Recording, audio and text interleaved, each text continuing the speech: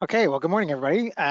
We'll get going. There's still a couple people kind of straggling in, but just in the interest of time, I think we'll get started. Thanks for joining us this morning. We're here to talk about ICI, the Industrial Conservation Initiative. I appreciate you taking the time to join us on, at least if you're in Ottawa, what looks to be a really gorgeous day. It's kind of hard to tell from my basement, but hopefully after this, you can get outside and enjoy the nice weather. Just a couple of housekeeping issues before we get started. We will be recording this presentation and posting it to the website after. So if you miss anything or if you want to share it with colleagues, there will be a chance to do that. If you do have questions, we're certainly happy to take questions. We're going to try and get through the slides fairly quickly and leave some time at the end for questions. So you can type your questions into the question box that you should see through the software, and we'll look at those at the end of the presentation, and we'll kind of go through them one by one. If we don't get to all the questions, then it records your name and we'll be able to reach out to you afterwards. If you do come up with questions after the fact, I'll post our email address at the end. It's ICI@hydroottawa.com, but I will put that up at the end. And just a caveat before we get started, this obviously is delivered by Hydro Ottawa, but this is a Ministry of Energy regulation that we're talking about today, and overseen by the IESO. So we'll do our best to answer your questions, but sometimes we do have to take those questions back to either the ministry or the Ontario Energy Board or ISO to ask them for their input. So just wanted to get that out front. Okay, so my name is Trevor Freeman. I'm the supervisor of key accounts at Hydro Ottawa, and happy to be chatting with you today about the ICI program. Let me just get my screen working. Okay, hopefully everybody can see the presentation. So today we'll go through the Industrial Conservation Initiative, kind of give you a bit of an overview of what it is. We'll talk about global adjustment, which is really critical to understanding how the ICI program works and how it can work for you. We'll talk through the different rate classes, eligibility and timing of the program, and then talk through a little bit about how to make the most out of ICI. You can really make this program work to your advantage with a few kind of tips and tricks. And certainly at the end, like I said, there will be time for questions. So the Industrial Conservation Initiative is a provincial program that allows eligible customers to choose how their global adjustment costs are managed. Understanding how GA works and how it's billed, along with your own consumption and your demand profile, can really open the door to some significant savings if your profile matches what makes sense with the program. So on your bill as a commercial customer, your electricity bill, it is made up of two main parts. There's your electricity costs, which consist of the hourly Ontario energy price, often called HOOP or HOPE, and the global adjustment price. The second part of your bill is the distribution cost. This includes delivery fees, transmission, and other fees, as well as regulatory.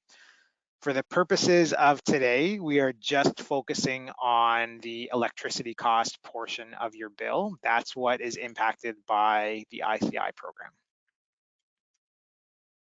So of that electricity cost portion of your bill, there's the market price and the global adjustment price, the HOOP and the global adjustment. So HOOP, the hourly Ontario energy price, is essentially the commodity cost of electricity, and that is a fluctuating price. So it's a real-time market price, kind of set in 5-minute intervals. It covers the operational cost of electricity production, and it's impacted by consumption, so how much people in Ontario are using, by the weather, by the time of day, by a lot of different factors, and it does fluctuate and go up and down. On your bill, you will see sort of a monthly weighted average used for billing. So you won't see 5-minute increments, you'll see one monthly weighted average that's used on your bill. The other portion of your electricity cost is the global adjustment. Global adjustment essentially makes up the difference between that fluctuating market price, that HOOP price, and the real cost of the provincial grid. So in addition to the sort of operational cost of electricity, There are also fixed costs built into our grid. So that's the cost to build or refurbish and maintain infrastructure, long-term contracts and regulated rates to generators, some conservation funding, and this global adjustment is calculated on a monthly basis. So you will probably notice on your bill that global adjustment is significantly more of your bill than the hoop price is. This graph, it only goes up to 2019, but it kind of shows the breakdown between global adjustment and that average weighted Ontario energy price, the HOEP, over the last number of years.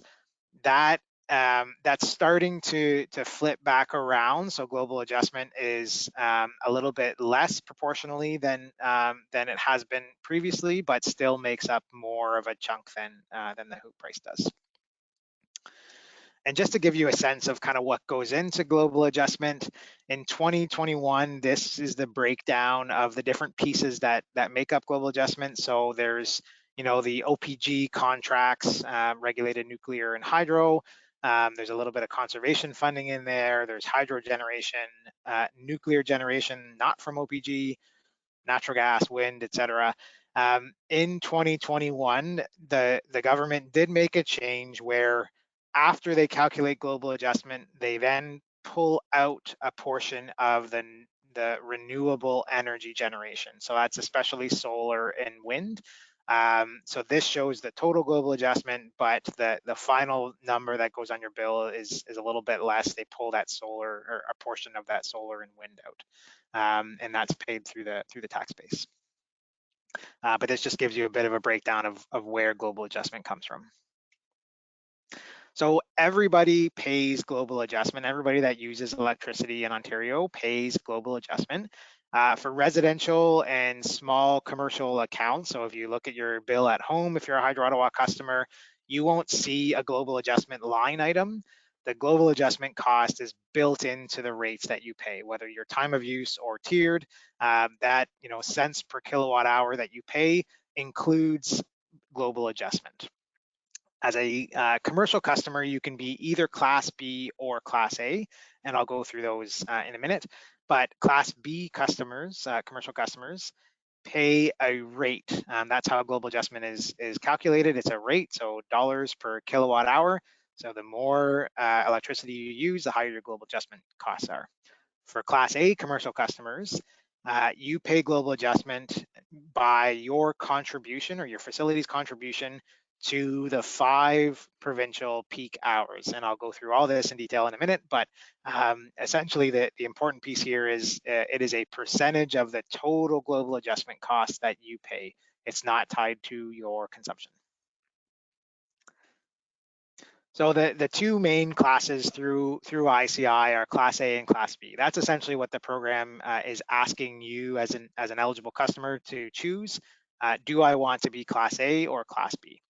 If you choose Class A, as I mentioned on the last slide, your global adjustment is based on your facility's contribution to the 5 provincial peak hours from the previous 12-month baseline period. I'll go through what that baseline period is in a couple slides, but essentially over the course of a year, there are 5 hours that are the peak demand for the province, and those are the hours that we look at in order to calculate what your particular Class A global adjustment would be. Using those hours, we come up with what's called your peak demand factor. And again, this is a percentage of what your facility contributed to those 5 peak hours. And then your global adjustment billing is your peak demand factor multiplied by the total provincial global adjustment cost each month, which is a number that is in the sort of high hundreds of millions, sometimes over $1 billion. Global adjustment as a Class A customer is not tied to your monthly kilowatt hour consumption. So if your kilowatt hour consumption goes up or down, it actually doesn't impact your global adjustment for that particular month. In theory, you could completely turn your facility off and still pay global adjustment for that month. As a Class B customer, your global adjustment charge is a rate provided by the Independent Electricity System Operator, IESO. each month. And so they provide a rate. It's called the Global Adjustment First Estimate Rate is what Hydro Ottawa uses. And that is applied to your bill to calculate your global adjustment charges. So your GA charge is that first estimate rate multiplied by your unadjusted kilowatt hour consumed during the billing period. So if you use more electricity during the month, more kilowatt hours, you pay more in global adjustment. If you use less, you pay less in global adjustment. So here's a quick example for you. This is hypothetical data, so these dates are not the actual peaks, just to be clear, but these are hypothetical peaks. The hour column shows the hour ending. So in that first example, it would be sort of 4 to 5 o'clock. In the second example, 2 to 3 o'clock. So those would be hypothetical, the 5 peak system hours. So that's again when the peak demand is happening on Ontario, the most amount of electricity is being requested from the grid. The second last column there shows this particular customer's consumption. So during that hour, their demand was 3.1 megawatts or megawatt hours per hour, etc. And then the last column shows the peak system. So that's over the whole province, all of Ontario, that's the peak demand from the province. At the bottom, you can see that it's just summed up there, both for the customer and for the province. And then it's a simple division calculation. So 19.8 divided by 115,000, that gives the customer's peak demand factor. That peak demand factor remains the same for the entire July 1st to June 30th period. So when you choose to be a Class A customer, for example, you're locking that peak demand factor in for a 12-month period. To calculate this customer's global adjustment costs, we'll take February as an example. So in February, during this hypothetical year, the total global adjustment cost for the whole province was a little over $1 billion. That's $1,136 million. We take that total value and multiply it by the customer's peak demand factor, which gives us the customer's global adjustment charge for that month. So for the month of February, in this hypothetical scenario, this customer would pay a little over $195,000 in global adjustment. So that peak demand factor, that 0.00017 number, that will be used month after month, the same number for the entire adjustment period. The dollar value will fluctuate as the global adjustment charges fluctuate. We'll come back to this example a little bit later on to show how you can save some money and adjust your global adjustment charges. So eligibility, not everybody is eligible to participate in the ICI program. There are specific rules around who can participate. So for customers whose average monthly peak demand, so this would be the average peak demand that you hit in a month over a 12-month period. For customers whose average monthly peak demand is greater than 5 megawatts or 5,000 kilowatts, they automatically default to a Class A status. They can choose to opt out of Class A if they wish, and that happens during the opt-in, opt-out period, which we're coming up on soon, and I'll talk about that in a minute. So if you're over 5 megawatts, you are automatically a Class A, but you can choose to back out to be a Class B. For customers between 1 megawatt and 5 megawatts, they default to a Class B, but they have the option to opt in to Class A. And again, that's sort of the question that needs to be answered in the next couple weeks here. For customers that are greater than 500 kilowatts, but less than 1 meg, less than 1,000 kilowatts, their default class is Class B, but they can opt into Class A only if they have a NAICS code starting with 31, 32, 33, or 1114. So the NAICS code is the North American Industrial Classification System. It is a StatsCan number. It's not governed by Hydro Ottawa or the Ministry of Energy, and it has to do with what is happening in your facility. What is your facility used for? So office buildings have a certain NAICS code. multi-unit residential buildings have a certain NAICS code. Those NAICS codes there, 31, 32, 33, or 1114, are all related to either manufacturing or agriculture, forestry type businesses. Greenhouses, I think, are in there. So if you are an office tower, or if you are a multi-unit residential building and you're in that 500 to 1 megawatt range, you likely are not eligible to opt into Class A. But we can't tell you what your NAICS code is. You need to let us know. So we will likely still send you an analyzer tool and the letter saying you need to make a choice on ICI. And that's simply because it's not for us to determine what happens in your facility. You need to let us know. So you may get an analyzer tool, but not actually be eligible to participate in the class in the ICI program. If you have any questions on that, certainly reach out to us. I know it can be a little bit confusing, but our goal is to provide you, the customer, with as much information as we can to help you make your decision and determine whether you're eligible or not. And then finally, that bottom row, if you are any other commercial customer, so essentially less than 500 kilowatts, you are not eligible for the ICI program, and that's sort of regardless of what your facility is used for. So a couple key dates to keep in mind. Over the last week or so and for the next little bit, we are working to kind of confirm eligibility. So we essentially take the last 12 months of your peak demand and we figure out which customers are eligible. Again, the one piece we don't apply to this is the NAICS codes, unless you've already told us your NAICS codes in years previous. So we may send out an analyzer tool to you and you may not actually be eligible, but we just go by who is over 500 kilowatts. Around mid-May, the province confirms the 5 provincial peak hours that we are to use. So we actually just received those a few days ago, and we're kind of just finalizing all of our spreadsheets and trackers with that, and getting ready to send out information to you. By May 31st, we will send out the peak demand factor number along with a little analyzer tool to every eligible account. So every customer with an account that is eligible, and some customers have more than one, you will get a bit of a tool that helps you understand what your peak demand factor is, as well as some information to help make your decision. And I'll go through that in a minute. And then the period from June 1st to June 15th is when you, as the customer, need to make your choice of, do you want to opt into Class A or opt out and stay as a Class B? And June 15th is absolutely the hard cutoff for that. It's a provincially run program, so we don't have any flexibility. We do need that answer by June 15th.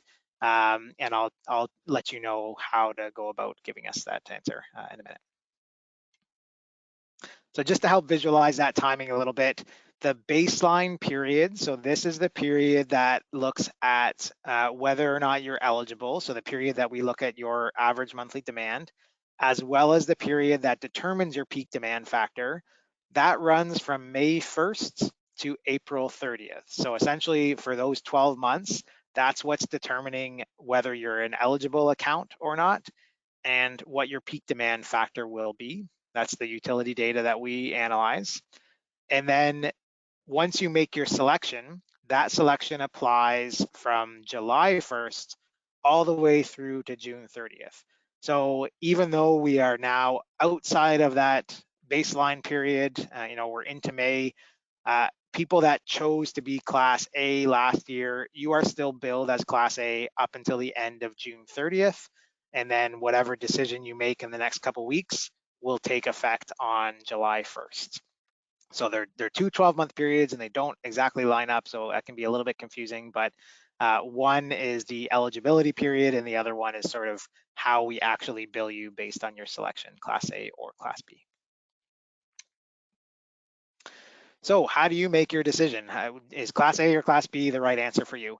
Unfortunately, that's not something we can tell you. You have to make that decision for yourself, but we can certainly help give you some insight and information to help you make your decision. So there's a couple different factors that you need to consider. One would be your operation schedule and demand profile. I'll go through each of these in a little bit more detail on a future slide. But yeah, so your schedule and your demand profile, when do you use the most electricity? When does your facility draw the most electricity? And does that line up with the provincial peaks or not? Your ability to anticipate those peaks and to curtail during them. So if you know when a provincial peak is coming and you can ramp down your demand in your facility, that's a great thing, and sort of leads you to one decision. The impact on facility operations, for example, your tenants, of curtailing. So if you were to ramp things down, does that have a negative impact on your tenants or not? Can you ramp down without impacting sort of the day-to-day operation of your facility? Any changes to your facility's future demand? So if you know that things are going to change in the next 12 months, that might impact your decision. And whether or not you have any embedded generation or storage in your facility. These are all factors that go into your decision, and let's talk a little bit about how. So Class A might make sense for you if you are able to curtail or shift your demand during those system peak times. So again, if you can predict when the peaks are coming, and there are various ways of doing that that I'll talk about in a minute, and you're able to turn things down, turn things off, this might make sense for you. If you're able to lower your overall demand, so if you can just across the board lower your demand, again, Class A might make sense for you because inherently your demand during those peak hours would also be lower. If you know that your kilowatt hours, so the consumption of your facility, are going to remain fairly consistent or increase in the next 12 months, Class A might make sense to you, and we'll talk through why in a minute. And if you're looking at electrification outside of peak times, especially, so again, that would drive your consumption up, but outside of those peak times, then Class A might make sense. And the reason is, again, when you're Class B, your global adjustment charges are tied to your consumption. So if you use more electricity as a Class B customer, you pay more in global adjustment. If you use more electricity as a Class A customer, as long as you're not driving your demand up, you don't pay more global adjustment as a result of that increased consumption.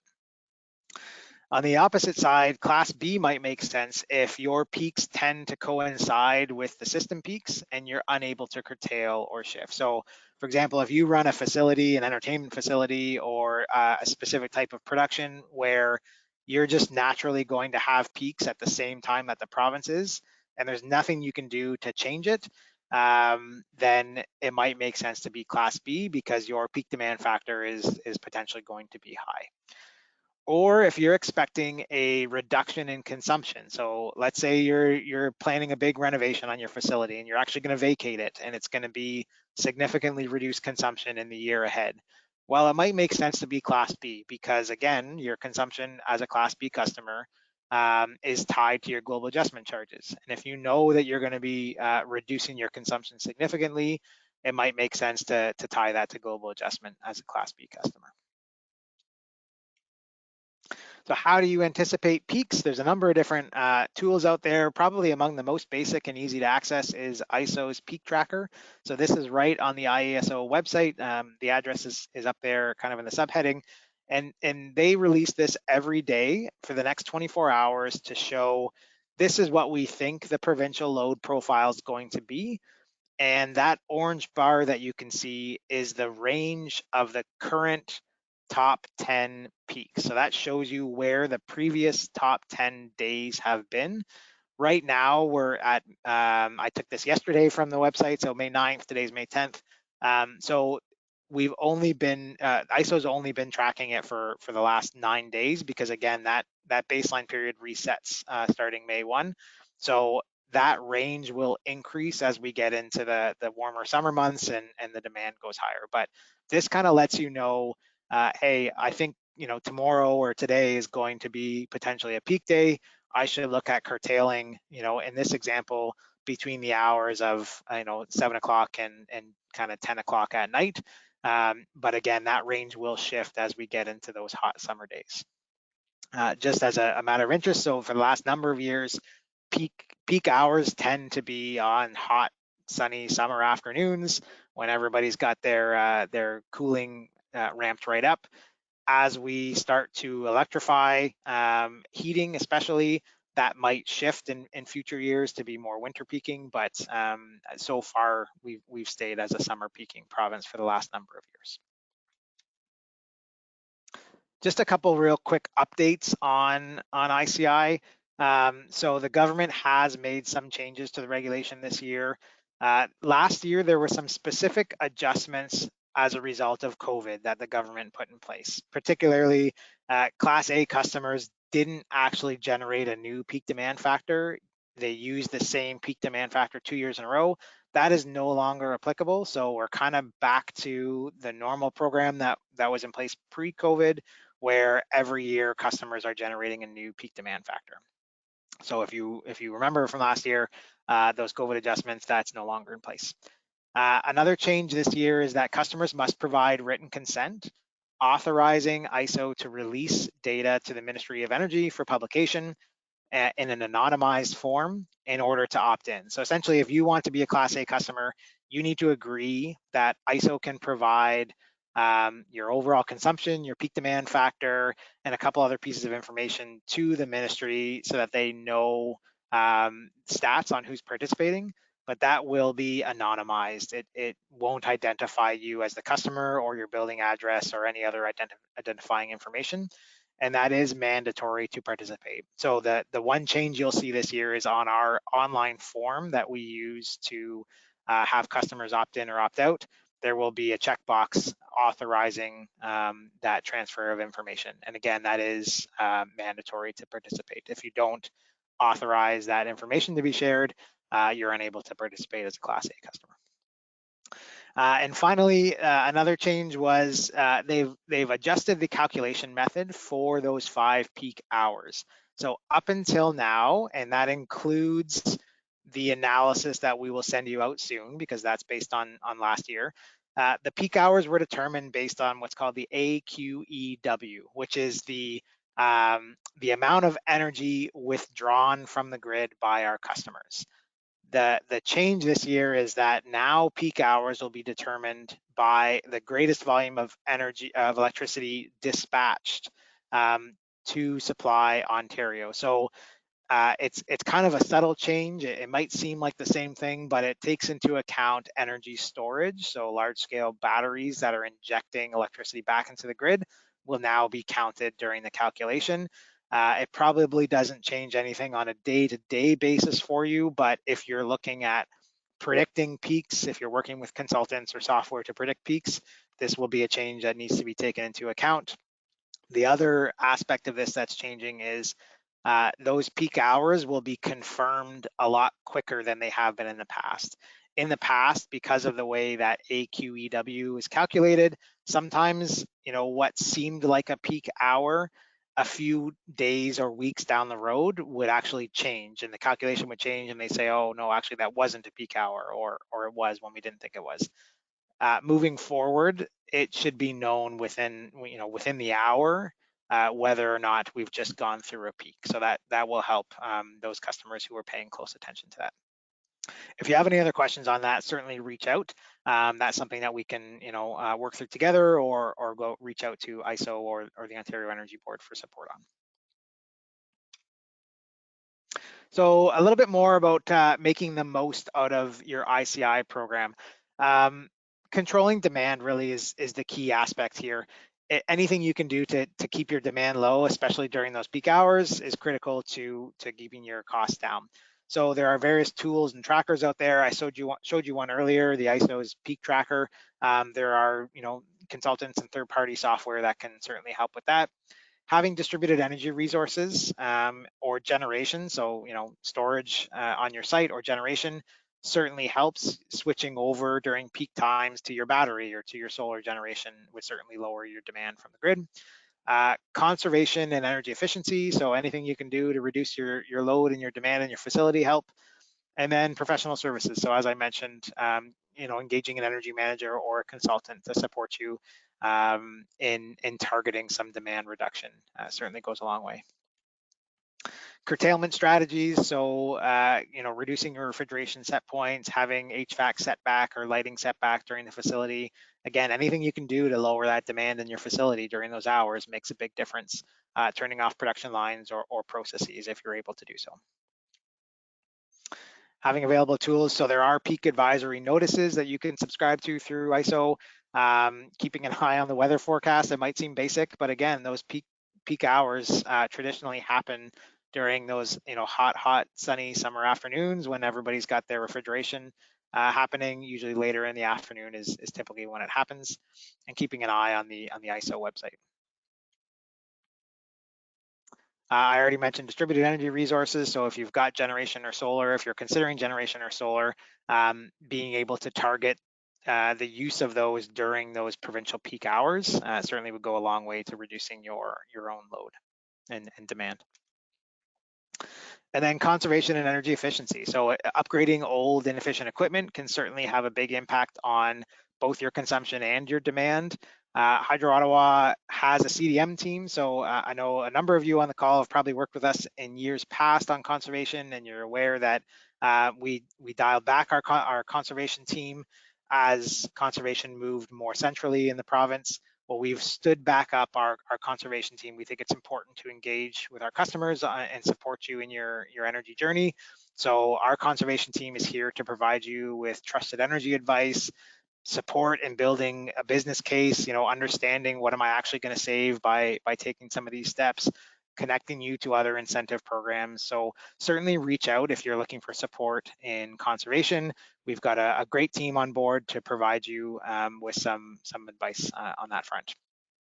And then there are still provincial incentive programs. So the Save on Energy program does provide incentives for changing out old inefficient equipment and targeting consumption savings in your building. And then professional services and analytics. So, some of those tools I mentioned are fairly basic, but there are some pretty advanced forms of analysis as well to really help you pinpoint exactly when the peaks are going to happen, exactly what to do in your facility to reduce your demand. Again, reach out if you're looking for some advice or for a consultant that can help you with that. We can point you in the right direction. So just to give you an example of how curtailing or how reducing your demand can impact your global adjustment charges as part of the ICI program, this is that same example from earlier in the presentation. You can see the grayed out column was the previous demand profile of this customer. The next column over with the green boxes shows you a little bit of a reduction. So essentially, a half a meg of reduction in demand excuse me, during 3 of the 5 hourly peak hours. So what you can see is that it took this customer's consumption profile from 19.8 megawatts down to 18.3, which subsequently lowered their peak demand factor. So previously it was 0.00017 and change, now it's 1.5 and change. So what that does, again, using the same numbers as before, so if the system-wide GA cost for a month was a little over $1 billion, using the old peak demand factor, this customer is paying around 195,000. Using the new peak demand factor, this customer is paying around 180,000. And these are monthly numbers. So that's an almost $15,000 savings just for this month. Excuse me. So as you can see, even small changes to demand can really have an impact in your facility and in your global adjustment charges, and they certainly add up.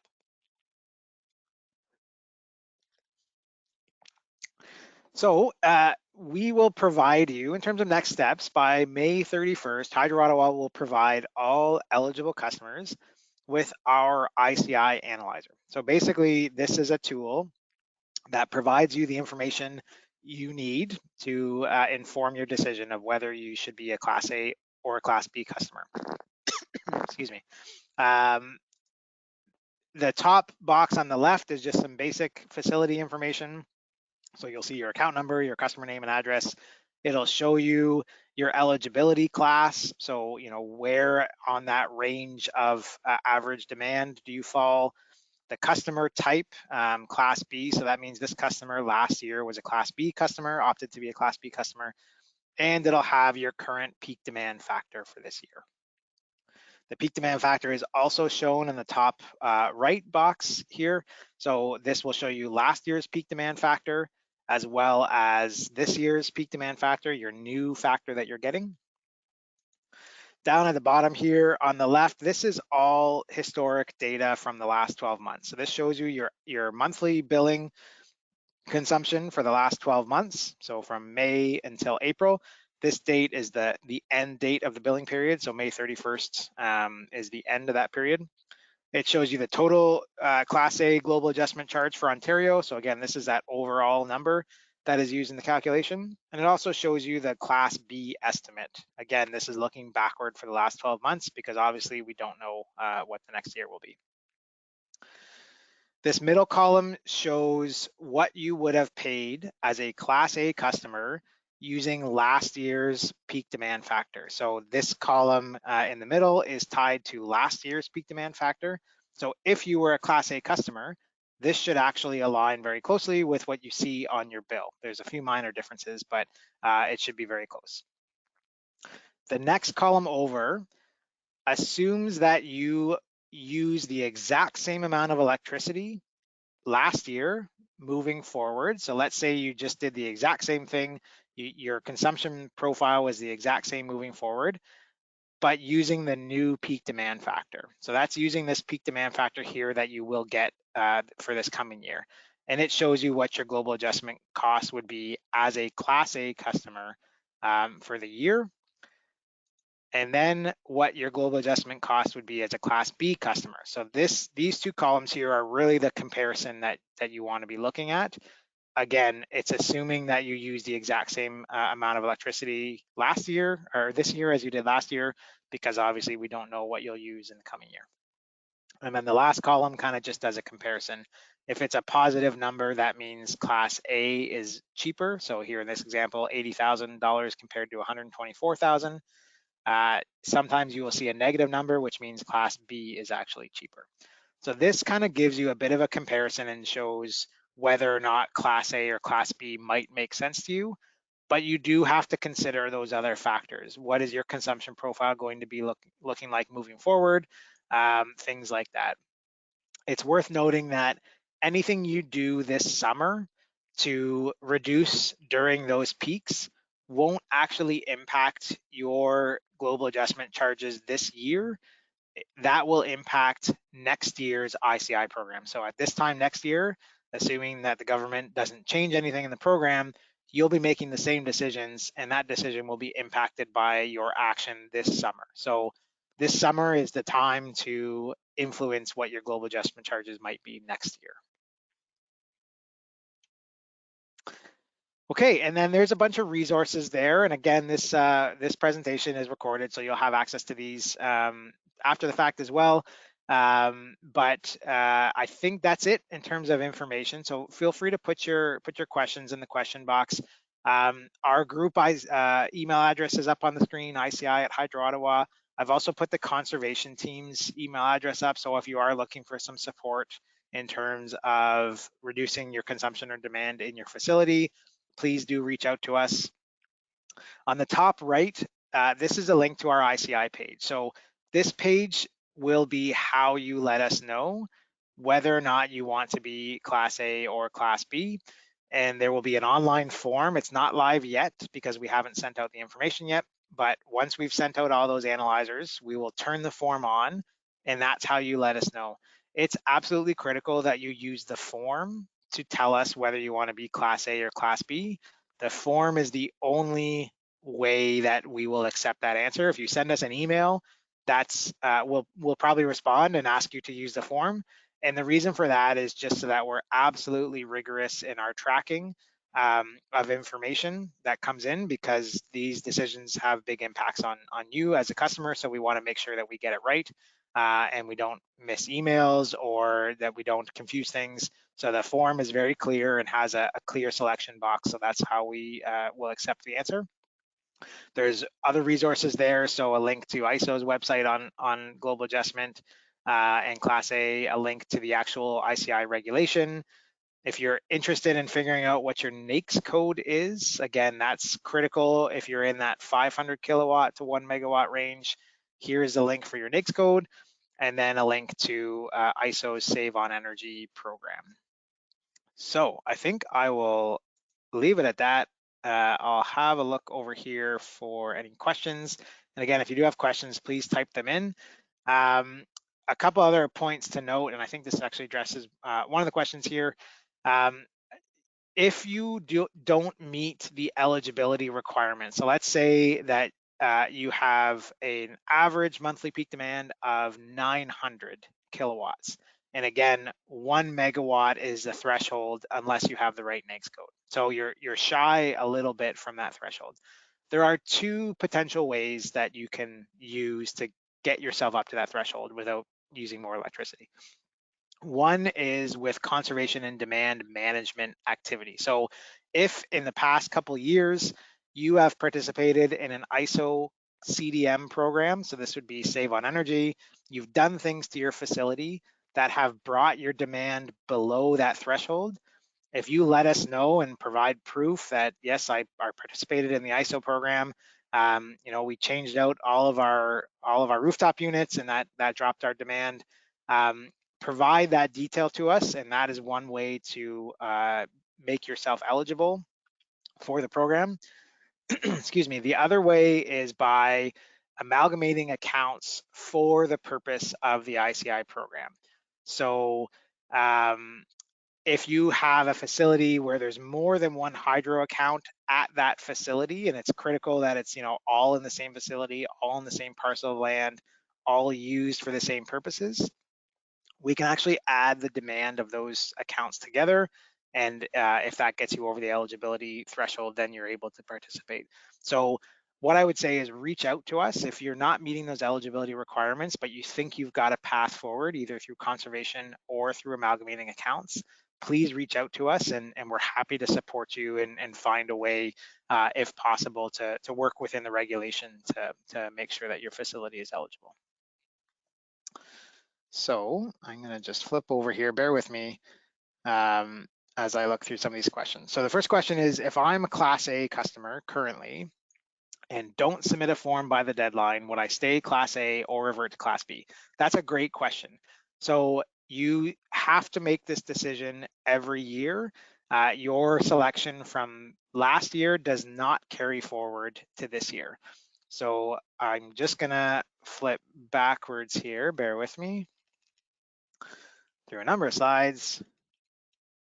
So this is the table that you need to pay attention to. So if you're in, let's assume that you're in this range here, greater than 1 megawatt but less than 5. Last year you opted into Class A. You will go back to your default year of Class B unless you let us know that you want to be Class A again. So this is the column that will take effect on July 1st unless you let us know otherwise. So you do need to make that decision every year. Thank you for that question.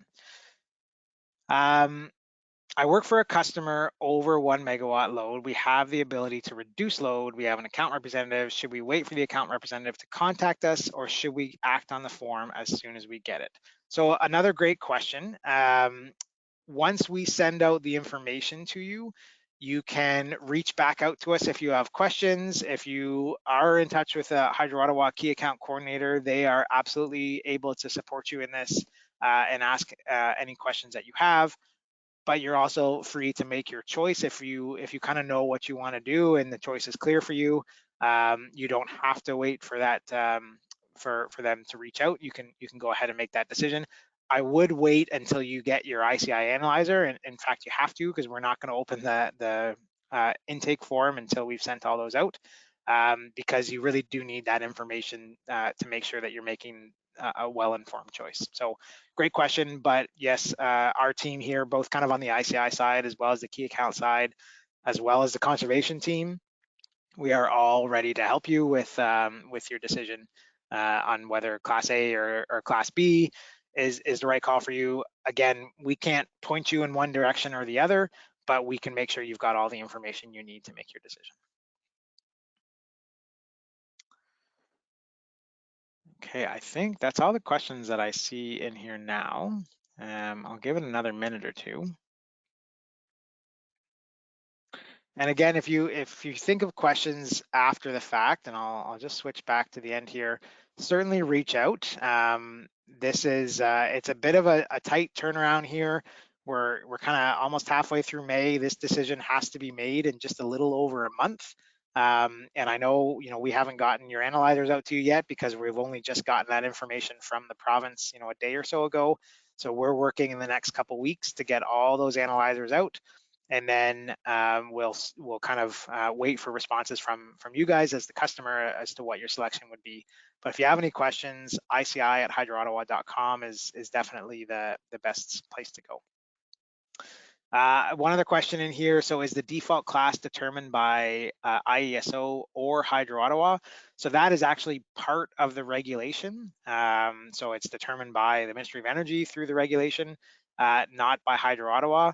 In fact, there's not much that's determined by Hydro Ottawa in this program. It's a provincial program, and so often we'll get customers reaching out to us saying, hey, the regulation says this, but can I do this?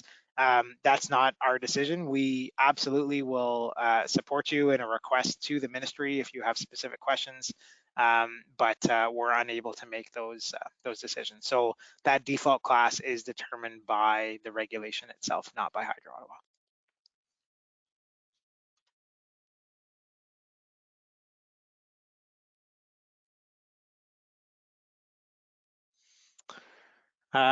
That's all the questions I have for now. I'll stick around. If there's any other questions, feel free to stick them in the chat here. Reach out to us after.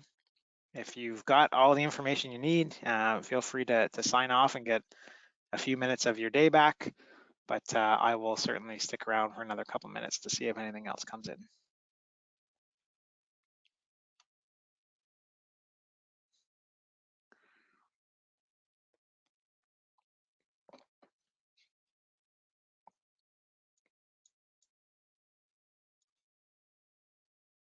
I think it's worth reiterating that after you make your decision for this year, there's no time to waste on targeting uh, activity to put you in a better spot for next year. So the peaks, again, typically happen July, August, September during the hottest months.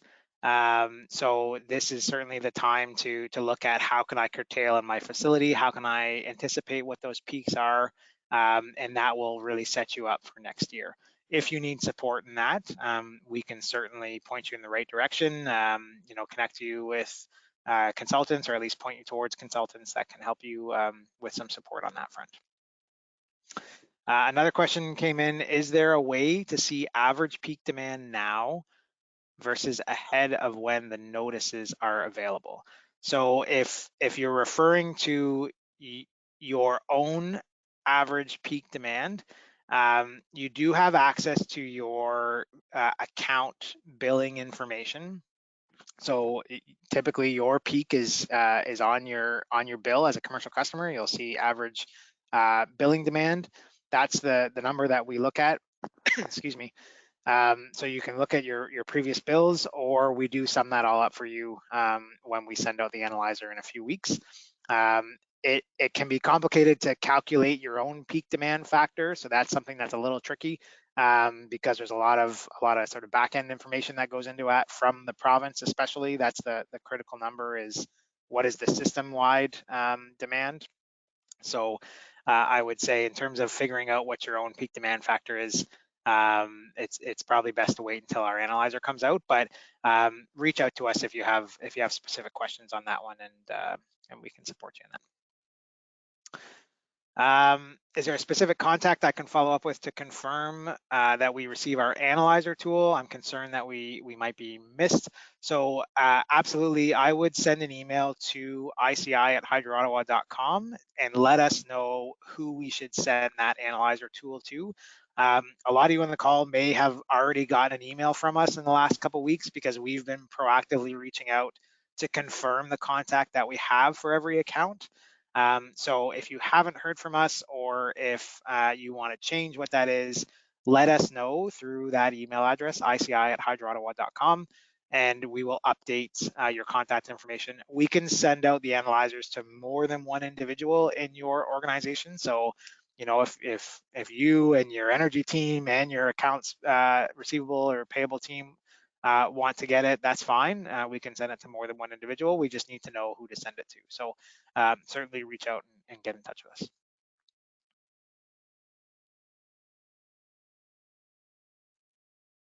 Okay, one last chance for questions here before we wrap up. But again, this is definitely sort of not the end. If you have more questions that we don't get to today, then reach out to us through the email addresses that you see on the screen. Okay, well, thanks everybody for joining us. Again, there will be a recording of this posted on our website in the next little while, and I think our plan is to send an email out to you with the link to that. So keep an eye out for that. Have a look at the links that are on the screen here if you need more information, and certainly reach out to ICI@hydroottawa.com or CDM@hydroottawa.com for support, either with the ICI program or with conservation in general. So thanks very much, and hopefully everybody can get out and enjoy a bit of the sun today.